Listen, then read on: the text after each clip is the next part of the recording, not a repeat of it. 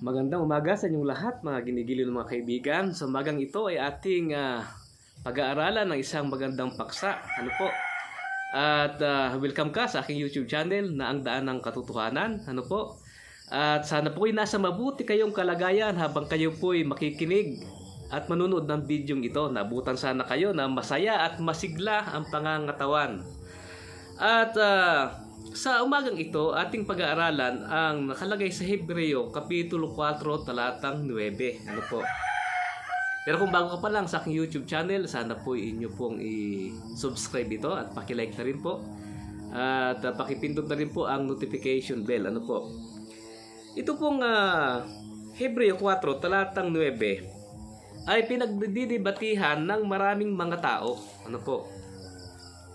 Sa amin na Seventh Day Adventist, ito po ay Sabbath keeping. Ano po? Pero sa iba, na kontra sa Sabbath keeping, ito daw po ay yung Sabbath na mangyayari sa langit. Yan daw po ay kumakatawan sa pagpunta ng mga banal sa langit ng 1,000 taon. May mga argumentong mahirap gawin ito na sabihing ito ay 1,000 taon na kada isang araw ay 1,000 taon. Ano po? Ibig sabihin, mula sa paglikha, ano po, hanggang kay Kristo ay 4,000 years. At mula kay Kristo hanggang sa panahon natin ay mahigit 2,000 taon na, 2021 na. Ibig sabihin ay lumampas na ng 20 taon. Dapat tayo nasa langit na nung year 2000. Kasi doon ang umpisa ng 1,000 taon sa langit dapat. Kaya mahirap po ito na patunayan na 1,000 taon kada isang araw at ang ikapitong araw ay 1,000 taon sa langit na tinatawag na yan pong Sabat. Ano po? Malaking problema po ito dahil kapag yun po ang ating igigiit, ang mangyayari po ay dapat nung year 2000 pa, dumating na si Kristo at tayo nasa langit na. Sapagkat mahigit 6,000 taon na po. Ano po? Lampas na ng 20 taon. Ibig sabihin, yung palang ika-6 na araw ay mahigit 1,000 taon. Ay ano kaya yung ikapito? Baka 2,000 taon yan. Ganun po. Ang talata po kasi ating makikita dito po sa Hebreo 4:9 nga po. Ganito nakalagay. Kaya't may natitira pang isang pamahingang Sabat para sa bayan ng Diyos. Ano po? Sa amin, ito po yung Sabbath keeping. Sa iba po ay hindi daw po ito Sabbath keeping.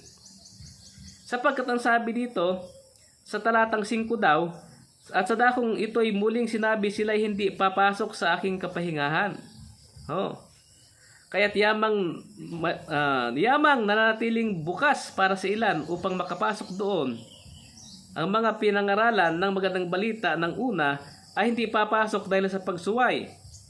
Siya ay muling nagtakda ng isang araw ngayon pagkatapos ng ilang panahon na sinabi sa pamamagitan David. Gaya na sinabi ng una, ngayon kung narinig ninyo ang kanyang tinig ay huwag ninyong pagmatigasin ang inyong puso. Sapagkat kung sila ay nabigyan ni Jose ng kapahingahan, hindi sana nagsalita ang Diyos tungkol sa ibang araw ng pagkatapos nito. Hindi daw naibigay ni Josue yung kapahingahan. Kaya ang Diyos ay nagtakda ng panibagong araw ng kapahingahan. At ito nga daw po ay yung tinatawag na bakasyon sa langit. Ano po? Sapagkat hindi naibigay daw ni Josue yung tunay na kapahingahan sa Israel. Ano po?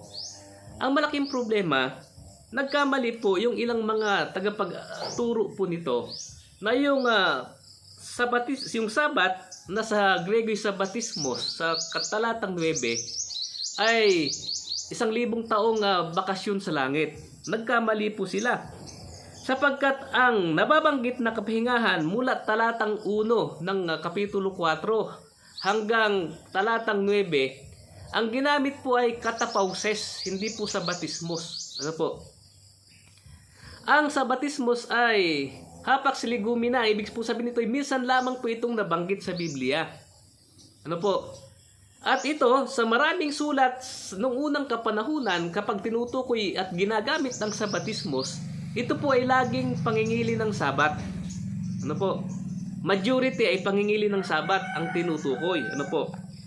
Pero itong binabanggit nila na hindi na ibigay ni Josue ay hindi po sa batismos ang ginamit, kundi katapauses. Ano po? Ang katapauses po, ang ibig sabihin ng katapauses ay national peace and security. Hindi na ibigay ni Josue ang national peace and security sa mga Israel nung sila pumasok sa Kanaan. Bakit? Hindi po nila nalipol ang taga-Kanaan. Marami po silang itinira. Sa katunayan, sa panahon ni David, ay marami silang kalaban.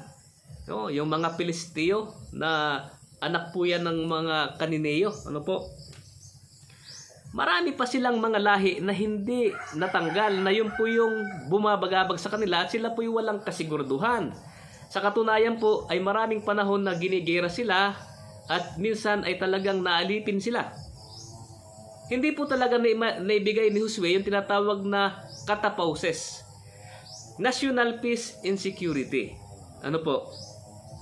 At dahil hindi binigay, nangako ang Diyos ng bagong panahon na ito po ay ibibigay sa kanyang mga anak. Yan. Na ito po ay maaaring yun na nga pong bakasyon sa langit. Ano po? Pero katapausis po ang ginamit, hindi po sa batismos. Ano po? Ngayon, ang isang tao na nakakaramdam ng tinatawag na peace and security sa kanyang buhay ay yung taong inilapit ang kanyang sarili sa Diyos. Ano po? At kapag nilapit ang kanyang sarili sa Diyos, dapat niyang maranasan yung kapahingahang ginawa ng Diyos nung una. Dito po sa talatang 4. Sapagkat sa isang dakoy sinabi niya ang ganito tungkol sa ikapitong araw. Nagpahinga ang Diyos. Hindi po katapausis yun, nagpahinga. Talaga pong yung pagpapahinga sa trabaho. Ang Diyos ay tumigil sa paggawa ng Sabat. Nagpahinga ang Diyos sa ikapitong araw sa lahat ng kanyang mga gawa. Yan. Yan po. At kinakailangan tayo daw magpahinga. Ang pumapasok sa kanyang kapahingahan ay dapat, sa talatang 10, sapagkat ang pumapasok sa kanyang kapahingahan ay magpahinga sa kanyang gawa, gaya ng Diyos sa kanyang gawa. Ano po? Ang tinutukoy na po sa talatang 9 ay hindi na po katapauses na national peace and security, kundi Sabbath day na po. Bakit? Binanggit ang pagpapahinga ng Diyos sa pagtatrabaho. Nakakatuwiran yung iba na yan po hindi trabahong na pagtatrabaho sa bawat araw ang tinutukoy, kundi pagtigil sa paggawa ng kasalanan para ikay makapasok sa kapahingahan. Yun daw po ang katuwiran ng iba. Ay di, kung ganun po, lumalabas kapag ganyan ang katuwiran, nagkasala ang Diyos sapagkat siya'y nagpahinga. Kung ang tinutukoy ng pagpapahinga na yun na sa batismos ay pagtigil sa paggawa ng kasalanan para ikaw ay makapasok sa langit, ay di, nagkasala pa ala ang Diyos sapagkat ang Diyos ay tumigil sa paggawa. Siya'y nagpahinga. Tingnan po ninyo yon. Kung tama yung kanilang sinasabi, na yung pagpapahingang sa batismos ay pagtigil sa paggawa ng kasalanan, ay di lalabas na ang Diyos pala ay nagkasala sapagkat siya po ay tumigil sa paggawa. Basahin po nating malinaw. Ano po? 9:10. Kaya't may natitira pang isang pamamahingang Sabat para sa bayan ng Diyos, sapagkat ang pumapasok sa kanyang kapahingahan ay nagpahinga rin sa kanyang mga gawa, gaya ng Diyos sa kanyang mga gawa. Gagayahin natin yung pagpapahingang ginawa ng Diyos sa kanyang gawa. Ano po? Ay paano ba yung pagginawang pagpapahinga ng Diyos? Siya po ba'y tumigil sa paggawa ng kasalanan? Ay hindi po ganon. Tumigil po siya sa pagtatrabaho. Yun daw po ang ating gagayahin. Titigil tayo sa pagtatrabaho natin. Magpapahinga tayo sa ating trabaho. Ay ano yun? Araw-araw ba yun? Hindi na tayo magtatrabaho. Ibig sabihin, hindi po ganon. Kaya nga po sa talatang 9 ay sa batismus ang ginamit sapagkat yun po ay Sabbath keeping. Ano po? Mangingiling ka ng Sabat, sabi doon sa kautusan, alanhanin mo ang araw ng Sabat upang ipangilin. 6 na araw na gagawa ka at iyong gagawin ang lahat ng iyong gawain. Ngunit ang 7 araw ay Sabat sa Panginoon mong Diyos. Sa araw na yan ay huwag kang gagawa ng anumang gawa. Ikaw, ni ang iyong anak na lalaki, ni babae, ni ang aliping lalaki, ni babae, ni ang iyong baka, ni ang mga tag-ibang lupa na nasa loob ng iyong mga pintuang daan. Sapagkat sa 6 na araw ay nilikha ng Diyos ang langit at ang lupa, ang dagat at ang lahat ng nangaroon. Siya'y nagpahinga sa 7 araw na anupat kanyang pinagpala ang araw ng Sabat at pinakabanal. Napakalinaw na sa utos na yon, sa Exodo Kapitulo 28 hanggang 11, ang Diyos ay nagpahinga. Ng araw ng Sabat. At yun po ang ating gagayahin. 6 na araw tayo magtatrabaho, kagaya ng Diyos na nagtrabaho ng 6 na araw, naglikha ng 6 na araw, at ng ikapito ay siya'y nagpahinga. Kaya dito sa 9 at 10, ang tinutukoy na po dito ay Sabbath keeping. Ano naman ang kinalaman ng Sabbath keeping sa national peace and security? Kasi kapag ang bansang Israel ay nakakapangilin ng sakto ng araw ng Sabat, ibig pong sabihin yan, sila po ay mayroong national peace and security. Bakit po? Kasi pag may gera at sila po'y ginigera, hindi sila makapagpahinga kahit Sabat. Obligado silang lumaban kahit Sabat. Bakit po? Ay pag tumigil ka, pinapana kayo, winawasak ang bato, ang inyong pader, inaakyat ang inyong pader para makapasok sa kaharian. Ay, hindi ka po makapagpapahinga pag may gera, hindi ka rin nakakapangili ng Sabat. Yan. Kaya, inilarawan ng Diyos yung katiwasaya, yung pagiging panatag, yung pagiging walang kalaban nung nagkaroon ng paglikha. At nang pagkatapos ng paglikha, ang Diyos ay nagpahinga. Walang kalaban nun. Buong maghapon ay pagpapahinga. Pangingili ng Sabat. Kaya binalikan ng utor ng Hebreo itong paglalang ng Diyos sa talatang 4, yung ikapitong araw. Ang Diyos daw ay nagpahinga sa lahat ng kanyang mga gawa. At nung panahon na yon, mula nung panahon na yon, kung pinapangili ng Sabat, ay po yan, walang hadlang. Talaga pong panatag, mayroon pong national peace and security. At sa panahon ni Josue, hindi na po nagkaroon. May mga Sabat na hindi po sila makapangilin. Bakit po? Ay nilulusob sila ng kaaway kahit Sabat. Obligado po silang lumaban. Kaya ang sabi po doon, ay hindi na ibigay ni Josue yung tinatawag na katapauses. At sapagkat hindi na ibigay ni Josue yung katapauses, maging Sabat ay naapektuhan. Yan. At dahil nga po diyan, ay nagtakda ang Diyos ng panibagong araw sa kapanahunan ni David. Sa pamagitan ng David ay nagsabi, kung narinig ninyo ang kanyang tinig, huwag ninyong pagmatigasin ng inyong puso. Ang dahilan kaya hindi sila nakakapangili ng Sabat, matigas ang puso nila, hindi nila sinunod ang Diyos. Sabi, lipulin ang lahat ng kaniniyo, hindi nila sinunod. At nung sila ay nasa Kanaan na, salip na sila ay lubusang sumunod, sila po ay gumaya sa mga kalapit bansa, nagkaroon din sila ng mga Diyos-Diyusan. At dahil dito sa galit ng Diyos ay pong nangyari? Sila po ay ibinibigay sa mga kaaway. Anong nangyayari kapag sila po ay napapalaban ng gera at sila ay natatalo sa gera? Hindi po sila nakakapangili ng Sabat. Yun po ang nangyayari. Kaya kapag wala ang peace and security sa Israel, sila po hindi nakakapangili ng Sabat.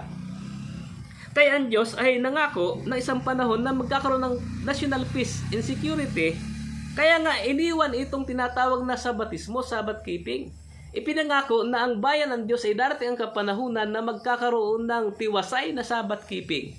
Hindi kagaya noong panahon ng Israel na may mga panahon na hindi tiwasay. At sa langit nga po ay sinabi, maging sa langit ang pangingilin ay Sabat. Tingnan po natin, talagang malinaw po ito. Isaiah 66, 22 at 23. Ang sabi nila, 1,000 taon sa nabakasyon sa langit. Ay anong gagawin ng mga banal sa langit? Sa bagong langit at bagong lupa? Sapagkat kung paanong ang bagong langit at ang bagong lupa na aking lilikhain ay mananatili sa harap ko, sabi ng Panginoon. Gayon mananatili ang inyong lahi at ang inyong pangalan. At mula sa bagong buwan hanggang sa isa pang bagong buwan at mula sa isang sabat hanggang sa isa pang sabat, paroroon ang lahat ng laman upang sumamba sa harapan ko, sabi ng Panginoon. Sa langit mismo ang pagsambay sabat. Ano po? Kaya dito sa Hebreo ay hindi lamang sa langit ang sabat, kundi sabi dito, may natitira pa nga ang isang pamamayang sabat. Opo. Ukol sa bayan ng Diyos. Sapagkat dito sa Hebreo ay maraming mga inalis na sabat. Ano po? May iniwan na pamamayang sabat ang Diyos para sa kanyang bayan. Yan po. Apolipitail, left behind. Iniwan. Merong mga inalis, ngunit merong iniwan. Yun po. Sapagkat itong Hebreo ay tinatalakay ang mga inalis. Mababasa na po ninyo yan sa Kapitulo 7, Kapitulo 8, yung mga inalis. Ano po? At bago niya banggitin ang mga inalis, kanya nang nililiwanag na yung sabat ay iniwan, yung sabat keeping. Na yung pong sabat keeping na yon ay yung araw na kung saan ay nagpahinga ang Diyos sa talatang 4. At ginawang halimbawa ni Josue ang Diyos, ni Pablo ang Diyos sa talatang 10, na yung taong papasok sa sabatismos ay sila po'y magpapahinga sa kanyang gawa, gaya ng Diyos na nagpahinga sa kanyang gawa. Hindi naman nagkasala ang Diyos, kaya hindi po pagpapahinga yan sa paggawa ng kasalanan. Pagpapahinga po talaga yan sa pagtatrabaho na ginagawa pag-araw ng Sabat. Sapagkat ang Diyos hindi nagkasala paano mo sasabing nagpahinga siya sa paggawa ng kasalanan? Gagayahin natin yung Diyos na nagpahinga sa paggawa ng kasalanan? At para tayo makapasok sa langit ay magpapahinga tayo sa paggawa ng kasalanan? Si Kristo pala ay nagpahinga sa kasalanan kaya siya pumasok sa langit. Ganun po bang ibig sabihin po noon? Hindi po ganyan ang ibig sabihin. Mali po yun. Kaya tinutukoy po dito na pagpapahinga ng Diyos ay hindi po sa paggawa ng kasalanan kundi sa pagtatrabaho. Yung paglikha niya ng 6 na araw, nagpahinga siya sa ika-7. At ganun din daw po ang ating gagawin. Magtatrabaho tayo, kagaya ng nakalagay sa utos ng 6 na araw, at magpapahinga po tayo sa ika-7. Ngayon po, may mga puntos po tayong nakita na hindi maaring ito pong sabatismos ay 1,000 years sa langit. Tama po. 1,000 taong pagbabakasyon sa langit. Bakit po mali? Una, ang 1,000 taon na kasama ng ika-7 araw na isang araw ay kumakatawan sa 1,000 taon ay nagsimula po noong 2001. Ay tayo nandito pa sa lupa, 20 taon na ang nakalipas. Ay di, sala na po. Dapat tayo nasa langit na kung tama yung pong interpretasyon na yon. Kada isang araw, 1,000 taon, ika-7,000 taon ay Sabat, dapat tayo po yung nasa langit na nung year 2021. Pagdating nung Disyembre 2000, year 2000, ay dapat 2021 umpisa na. Nakapunta na ang mga banal sa langit. Kaya mali po. Pangalawa, may 2 salitang ginamit, katapausis at sabatismos. Ang national peace and security na kumakatawan sa pagbabakasyon sa langit, ang ginamit po ay katapausis. Samantalang yung pagpapahinga na pangingilin ng Sabat ay sabatismos. Na itong sabatismos na ito, yung Sabat keeping, ay apektado ng national peace and security. Kapag hindi nagkaroon ng national peace and security, hindi nakakapangilin ng Sabat. Kaya binanggit ni Pablo, napakahalaga yung tinatawag na national peace and security. Ang kinakailangan ay pagtatapat sa Diyos. Kaya sabi po doon, sa 4:16, dapat nating ilapit ang ating sarili lagi sa Diyos para tayo po ay magkaroon ng national peace and security. At kapag mayroong national peace and security, yung Sabbath keeping ay magagawa din natin. Ang ibig sabihin ni Pablo, huwag na nating hayaan na mangyari uli yung nangyari sa Israel na dahil hindi sila nakakapangilin ng Sabbath dahil walang peace and security. Yun po ang pinakang mensahe ni Pablo. Pangatlo, ang sabatismos ay malimit, ang tinutukoy po ay Sabbath keeping. Pang-apat, ang pagpapahinga na tumutukoy sa sabatismos ay hindi pagpapahinga sa paggawa ng kasalanan, sapagkat ang Diyos ay hindi nagkasala. Ay gagawin nating halimbawa ang Diyos sa pagpapahinga. Kung paano nagpahinga ang Diyos doon sa batismos, ay ganoon din po ang ating gagawin. Ang Diyos ba'y nagkasala para sabihin natin na ang sa batismos, ang kapahingang ito ay pagtigil sa paggawa ng kasalanan? Mali pong interpretasyon yon, sapagkat kung gagayahin natin ang Diyos, ay di ang ibig sabihin ang Diyos pala ay nagkasala kaya siya ay nagpahinga. Hindi po ganon ang tinuturo ng Biblia. Ang tinutukoy po talagang pagpapahinga doon ay ang pagpapahinga sa pagtatrabaho.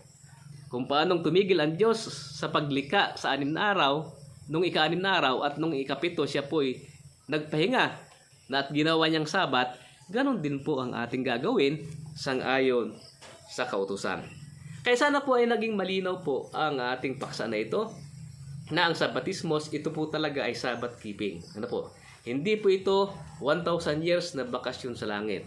Pag ito po ay 1,000 years na bakasyon sa langit, yung 4 na area na yon na aking binanggit, ay malaking problema na magtatanggol doon sa tinatawag na langit, yung pagpunta ng mga banal sa langit, ang Sabatismos. Ano po?